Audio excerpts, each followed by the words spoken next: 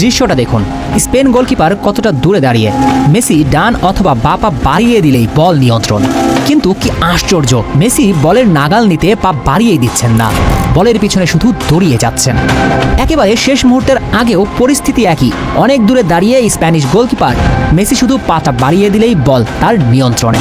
কিন্তু মেসি সেটা করেননি, যেন স্প্যানিশ গোলকিপার বের হয়ে বলের নিয়ন্ত্রণ যতক্ষণ পর্যন্ত না নেবেন ততক্ষণ পর্যন্ত মেসির কাজ শুধু দৌড়িয়ে যাওয়া।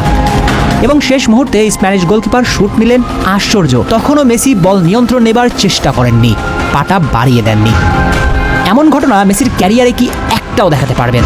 এরপরেও কি বলবেন না ফাইনালের আগে কিছু একটা ঘটেছিল, মেসিদের ম্যাচটা ছেড়ে দিতে বাধ্য করা হয়েছে? আপনার কাছে মনে হতে পারে এই প্রশ্নটাই অবান্তর, তাহলে বলুন তো, ক্রিস্টিয়ান রোমেরোর মতো হারার আগে হার না মানা মানুষ ফাইনালের আগে কেন কেঁদে ফেলবেন? কি ঘটলো ড্রেসিং রুমে? এর উত্তর কেউ কি দিতে পারবেন? প্রশ্নের উত্তর দিতে পারবেন 21 ফাউলের বিপরীতে কেন কোনো হলুদ কার্ড দেখল না স্পেন? আপনি কি বিশ্বাস করেন আর্জেন্টিনা 90 মিনিট ফুটবল খেলে একটা শুট অন টার্গেট করবেন না?